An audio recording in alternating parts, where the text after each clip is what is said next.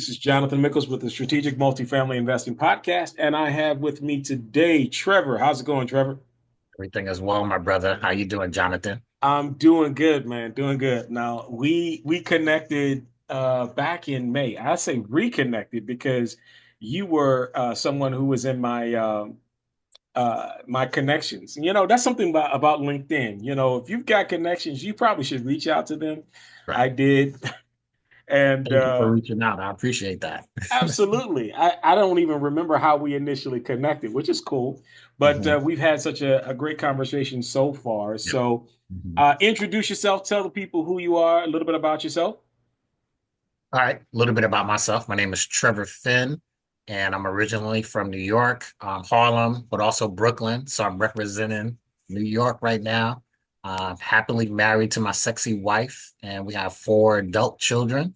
And I'm currently living in the DMV area, Maryland suburb. And yeah, man, I'm ready to drop some more about me, but that's a quick little intro right there. That works, man. One of the Sure. things that I learned about your background is that you used to work for Disney. You were Yes, sir. doing what talk to me about how you got to Disney. Okay, so my background is in broadcast television, and I was working with National Geographic, and National Geographic got acquired by Disney during the pandemic. And so Disney was writing the checks. They were writing the checks, There you and go. man, it was a wild ride. I was at National Geographic for 8 years, and I believe I was at Disney for like 2, maybe 3 years. So yeah, man. So then I mean, broadcast journalism, I mean, where did that come from? I mean, how did you get involved in that career? Okay, so growing up in Harlem, this is back when we had little like what 9-inch or 13-inch black and white TVs with the turn knob and everything. I have So one. yeah, man. Look, we're So showing our age. We're showing our yes, age. sir. Yes, sir. You see the grays right there. Yes. So yeah, so when I was a little kid and the bedroom that I had, we had the little TV, black and white TV on like a little stand in the middle of the room. So man, I was watching TV one night and my mind was just like, how did these people get inside this little TV? So I got up in my little onesie PJs and I'm walking around the television. I'm looking in, I see the light coming out of the back, and my little mind was just fascinated. And from there, I think that was the seed that was planted for me to wonder about communications, about television, about movies. And I think that's where the spark came from when I was a little kid, just staring at this little black and white TV at night. Well, the reason why I asked is we've got some similarities there. Just some Mhm. fun facts about myself. My dad was actually into TV repair way Ah, back in the day. So okay. when you bought a brand new TV, especially those color TVs, and you brought it home, you just Hmm. didn't turn it on and everything worked. You had to True. tune the TV. Right, Right, right, you right. had to go in the back and use some special. So that was my dad. He would have a mirror in front of the TV, and he'd be in the back of the Mhm.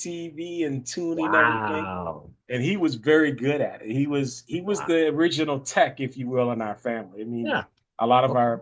my siblings, some of my siblings are in tech, and as a result, it comes from some of that mind. And he was, driving all over the DMV, setting Hmm. up people's TVs back Hmm. in the 60s. But he actually got very good that the NBC, as I understand, was asking him to fly out to California and to move, and he didn't want to move, so we didn't go Mm, out to California. Um, mm. and then secondly, with respect to broadcast journalism, my mom saw some things in me, whatever. And she thought that she turned on the radio in DC. You're familiar with WOL, right? Yeah, yeah, yeah, About yeah, WOL. yeah. And there was an advertisement for an organization called Pyramid Communications International. And they Okay. were teaching young kids how to do radio and all that Mhm. kind of good stuff in the Capitol Children's Museum, which is now condos over by you. Union Station, right? Oh, okay. Yeah, yeah. Yeah. So I was in that program for a while, and I became, if you will, a journalist. So I did some, yep, I did some on-air stuff, did some voiceovers. That's when Malcolm Jamal Warner was real hot at the time, and Hmm. um, Hmm. the sportscaster James Brown. I actually interviewed him when he was at USA 9. Yeah, man. So Nice. I have a picture Nice. of me and James Brown when I was, much younger. So you and James Brown are really, really two cool brothers, bro. So Yeah, man. It was yes, it was sir. cool. That was something. And I remember my dad also. My dad passed in 2017. His birthday is actually coming up very soon. So this is Oh, okay. very good for me to Mm, kind of reminisce on this. I really don't take nice. down this path. So There you it's good go. to hear. It's good to Yes, hear. sir. Yes, sir. And So you have a great voice, man. That voice. You need to be in some commercials, bro, with that voice. you know what? I might go back and do some things about that. I just might. I might. Because again, I did pretty well. I actually Mhm. graduated from that program with honors. I See? have all the Yeah. paperwork and still the medals and everything that came with that. So yeah, I can prove. See? There you go. And that was when I was in. Oh my gosh, that had to be sixth grade, man. I was in sixth grade. Wow. Yeah, I Wow. was on. I was on there in sixth grade. So, Okay. all right, enough about me. Let's go back to you, man. So you were working and you're doing these things, and so like, how did like you want to pivot over to real estate? Where did that come from? Oh man. Okay. We got to go back to the origin story. So my dad, God rest his soul as well. He passed away 2 years ago, and he was an entrepreneur, right? Mm, So my dad's from Alabama, my mom's from South Carolina. They migrated up to New York City like most, people did back in the 60s. And so he originally worked at one of the car plants in upstate New York. And then they laid him off, right? Which we have in similar because Disney laid me off as well. So so he got laid off, and then he's like, you know what? I'm gonna open up a takeout restaurant, and that's what he did. So in the '70s, he had a fish and chip restaurant. So you came and you got the original four wings and French fries. oh, You had your fried fish and French fries. He even did, I think, gizzards and French fries. Like I hold think on. those are like the three Did he staples. did he have mumbo sauce, or was that just a DC thing? Oh, Because this was that's in New York, so we didn't have the mumbo sauce, but okay. You didn't have mumbo sauce. no If mumbo you, sauce. So back then it was just hot sauce. I Hot sauce understand. and ketchup, bro. There you So, go. but yeah, so my dad did that for several years, and that's where I think the entrepreneur bug again was planted in me. And so I developed a strong work ethic just being with him every day. That's my guy. I was his caregiver until the day he passed away. That was my man right there. And so living in Harlem back in the '70s, it actually looked like present day Gaza or present day Ukraine. It was just like abandoned, bombed out looking buildings. Mhm. And my dad, we used to walk, from the restaurant to different places in the city. And he was like, man, why don't somebody buy this building, fix it up and rent it out so people can have a place to stay? And I just remember him just stopping and looking at one particular building, and that I think was a seed planted in me. So I've always been interested in real estate. He's always taught me like about finances and stocks and like business and like all those types of things. Just growing up, he was just always taught. And then his brothers used to come in. He also owned we call it now a bodega, but back then it was just a candy store. So he had a corner candy store.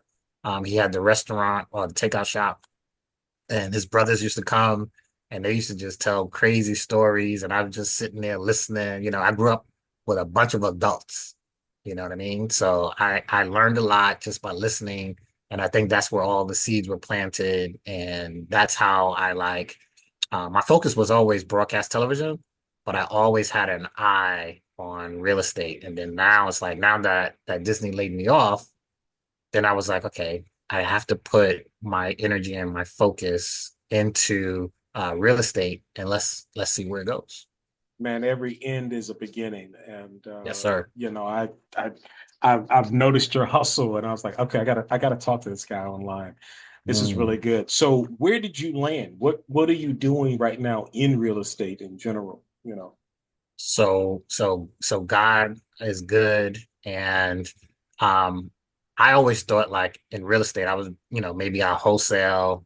I dreamed about buying these apartment buildings. I dreamed about, just being a landlord and all these things. But like I said, God is good, and he gave me a connection with a person that gave me the idea about what I'm doing now. So the new business venture that I'm doing now is called Quixx Capital. So that's Quixx Capital.com. And basically, we're like a business consultancy. And like we help commercial buyers and residential buyers find funding for their projects. So that's where I landed. That's where I'm focusing right now. I have a servant's heart, so I'm always looking to like help people get to the next level or be successful, where they're at. And that's what I'm doing, bro. So Dave Ramsey says that if you're going to be choosing a vendor or a partner of some sort to get in business with, you always choose a person um, that is a teacher, and you have the heart of a teacher. And I want to say thank you so much for doing what you do. And for Thank you. those who are interested in engaging with him, please definitely reach out because he's the real deal. He's he's Thank he's you. not joking. He's I not joking. appreciate it. So are you, bro. So I'm like the Well, conversations we've had, and just like your heart, you have such a genuine and caring and loving heart, bro. So I want to commend you also. thank you. Thank you very much for Yes, that. sir. Yeah, I mean, it really is about helping people who have the desire and want to do something with that. Yeah, And you've tracked down, I've referred you to a couple people. Some people have gotten back with you who are yeah, of note and of reputation, right? And yeah, have, helped you along the way. So, yeah, sir. um, what did you do for education in this, financial field? Because, it's a lot to learn, if you will, in trying to do what you do. Or do you guys do direct lending and brokerage? But talk to me about your education first before we get into that. The education was informal, just a school of hard knocks. Always looking to surround myself with quality people such as yourself. Just learning from the past, growing up, just being able to sit at the feet of adults that have wisdom, and just always trying to seek out people like that. Like kind spirits, like kind minds. So that's where the education came from. I love to read. Like I said, my background is in television, so I love videos. Um, yeah, so that's the informal education, and just like I said, the school of hard knocks, bro. Right. Now, I know you can't talk about specific deals and addresses and things of that sort, but the types of deals that you've been seeing lately, what kind of deals are you all looking at to potentially, support? What kinds of deals are you seeing come across your desk? Okay, so our flagship product is our commercial product, in which we look to help borrowers that are looking to buy any type of commercial asset, looking to refinance a commercial asset, or looking to do ground up construction, new construction. So those types of people and those types of projects is what we focus on right now. And we also do have a residential element. We can talk about that as well. But right now, like the commercial is like the heavy hitter. That's the flagship. So if you want to talk about that one, So yes, let's yes, talk about I guess let me ask this question. Something came across my desk. There was a defaulted note that was a portfolio of about 80 or so residential properties. Do you all help with that kind of funding to yes, purchase a portfolio? Okay, great. yes. That would So, fall under the commercial umbrella. okay. And we would like package that and put that into a blanket loan.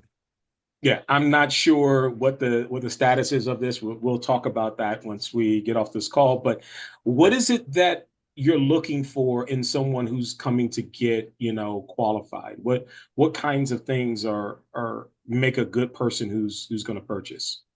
Okay. A good borrower is somebody that's credit worthy, a person that has experience, especially within the last 2 to 3 years. Can you talk to me about credit worthy a little bit? I mean, is there like a specific, range in credit scores that we should be looking? And are we talking single or tri-merge? Oh, okay, try it. So, credit worthiness would be a range between like 660 on up. Of course, anything in the 700s, you pretty much are in good standing. Because you want to make sure that, like, if you're uncredit worthy, then that means you're going to default on the commercial loan. So we want to make sure that you have a good foundation for your credit. So yeah, So is that a 660 on the middle score? yes, sir. At Okay. least at least a minimum.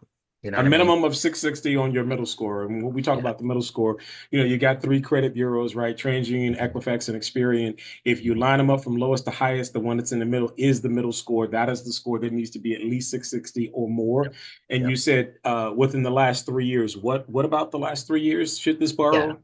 You Mhm. wanna you wanna you wanna have some experience, and that shows in the last 2 to 3 years you've been doing projects. Whether that's purchasing, whether that's refinancing, whether that's doing new development. So definitely you want to have some experience to show the different lenders, that we can take and shop your deal with. That you are a person that's in the mix. You are currently doing what you are applying for. So that makes you stand out as well. Okay. So Mhm. then so if people are interested, they can contact you definitely at quixcapital.com, or is there a direct number, or how do people get in contact with you, or are they just going to go to the site and put their information in? Yes. So you can text me 202-643-9566. You could also go to quixcapital.com where we have all of the inquiry forms. We have all of the applications online. We also have like free calculators that we're giving out to investors. So if you're a commercial investor, we got you. If you're a wholesaler, we got a calculator for you. We got you. If you want to do sub two buy and hold single family investments, we got you. And I'm looking to add more calculators there so I can like take care of more investors. Well, we're looking forward to seeing that. Thank you very much for that. Yes. So I do have a question though. You mentioned that you're married with four adult kids. Mhm. You know, you pivoting from a good job, if you will, in doing broadcast journalism, understanding that you were laid off, but you always could go back and get another broadcast job because that's your thing. Yeah. How did what did you do to help, walk your wife and or family through that whole process of, hey, we're kind of going to make this pivot? What did you do? Well, that's been years in the making, right? So I tried to mimic, what my dad showed me. So I would bring my children to every type of job that I've had, to expose them to another level of culture, another level of society, another level of work ethic besides just being in the house. You know what I mean? So I tried to do that over all the years in broadcast television that I did. Also, too, I tried to speak to them about financing, about having options. You know what I mean? Not being a lover of money, but also but knowing that you need money to exist in the world that we're in. So, okay, like you need to discover what your gift is, discover what you're good at, discover skills that you might have, network with the right people. You know what I mean? And just get up every day and do what you do what God gave you to do. And Right. so that was like the foundation, right? But then the talk was really about, okay, now that you guys are adults, okay, like let's try to hone in now on your gift, right? And so I would talk to them about like, hey, I might want to do this real estate thing, not knowing that what would happen happened as far as the layoff. But I was just kind of like, I don't know, God was just speaking to me to speak to them to say like, okay, we've always been a single income family. So like, hey, we need to have more than just one bucket. So that's kind of like where the conversations were. And then like when the layoff happened, it was like initially, the panic or the being upset or just being like, okay, well, this happened. I know that God's will is good, his will is pleasing, and his will is perfect. So I know like I have to exhibit faith, but I also too know that I need to get to work with God's help. So that's been like the discussion like for years, but it has intensified since the layoff. And no ill will, no ill will towards Disney or Nat Geo or nothing like that. I know that like in the back of my mind I've always wanted to be an entrepreneur, and I think God was like, bro, I was giving you time, but you was dragging your feet, so I had to pull the trigger and lay you off. So it's like, all right, Lord, you did it. So now I got to walk in it, and I'm just looking to perfect my craft, but also looking to bless other people and help and teach and share and help people be successful in whatever project that they undertake. Absolutely, man. There's so many different things that came out of what you said. I'm reminded of something that Oprah mentioned, and she uses different language, but she talks about the universe that, sometimes the universe will give you a nudge, but then if you don't, something will happen to get your Right. attention, right? Pull the rug. and pull the rug, and you got to dance now. Yeah. And then also too, there's a scripture, since you mentioned scripture and faith, that all things work together for the good of them that love God and are the called Yeah. according to his purpose. So, Yeah. it's going to work out. Reciprocity, you're putting good seed in the ground. I know this, I've seen it. Mhm. I've been a beneficiary of that. And so I know that you're going to do well in this area. Um, you mentioned that you did have kind of a residential arm, even though Yes. commercial is primary for you. Mhm. So talk to me about the residential stuff. Are you doing hard money lending, or talk to me about what's happening there? Okay. So on the residential side, our clients are typically fix and flippers. So, for those that might not know, so a fix and flipper is just a person looking to take a outdated property or something that's distressed and go in, renovate it, and then put it back at the market in its current updated condition. And so that person needs funding in order to purchase the property, and then they also need the funding to also help with the renovations. And so what we would do is we're cultivating a list of hard money direct lenders so that when a fix and flipper comes to us, we can take their information and then we can shop the best terms and the best rates for them, and then return to them several term sheets that they can look over, choose the best one that fits their project, and that's what we do with on the residential side. Okay. So then when does someone come to you, either on the commercial side or the residential side? Can I get pre-qualified? Because a lot of times if you're doing wholesaling, sometimes you may run into a situation where somebody says, give me a proof of funds. Do you all do proof of funds type stuff? And what's the process for getting something like that? Okay, so Quixx Capital doesn't do proof of funds ourselves, but the lenders on the commercial side and on the residential side can provide the proof of funds. So basically, if you want to call it pre-qualification, you can. I also call it opening a file. If you want to open a file with us, you can do that. So we'll need certain information, personal information, business information, and property details. So as long as we have, those three sets of information, along with any documentation as far as like purchase and sale agreement, appraisals, things along those lines, we can help you open a file, and then we can, when you're ready, we can go and shop your project to the appropriate lender. So, question, may not have a purchase sale agreement because in order to do that, they want a proof of funds. So, is there a test project that I can, say, okay, I'm looking at this project over Mhm, here. I don't know whether or not I'm going to get it, but here's all the details for that project. And mhm, here is all of my personal information. Here's all my business information. Could mhm. you open a file that way, even though I don't have a purchase sale agreement and I may need the proof of funds in order to Yes. actually close that deal? Okay, great. Yes. Because you can also use if you open the file, right, and then we go and we start doing the preliminary talks with the lenders could give us a term sheet, right?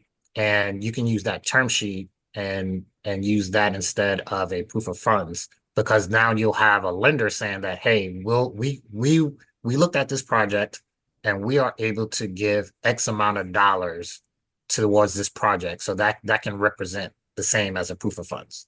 Gotcha. Yeah. Okay. All right. I think I Mhm. got that. So then again, how do people get in contact with you? How do they make sure that they get somebody, they get you, in addition to making sure that again, all the other stuff is there, but how do they get in contact with you? Well, I'm like Deion Sanders. I ain't hard to find. I ain't hard to find. You can find me on LinkedIn, you can find me on Facebook, you can find me on Instagram. So my number's on the screen. Again, it's 202-643-9566. My handle in the socials is usually what? Trevor the creative guy. Yes, Trevor the creative guy. So you look that up and you'll find me on the socials. But I'm on LinkedIn, I'm on Facebook, and I'm on Instagram. Excellent. Well, listen, Trevor, thank you so much. It's been a pleasure talking with you. Good Yes, to know sir. that our lives, in the broadcast world kind of crossed each other, and then we Mhm. crossed each other here on the real estate Real side. estate. Yes, And sir. if there's anything else that I or the company can do to support you, please let us know. We'll be there. Thank you. Thank you, Jonathan. I appreciate you. Thank you so much for your podcast. Thank you so much for your friendship. Thank you so much for all that you do for everybody, bro. I see you and I appreciate you, bro. God bless. God bless.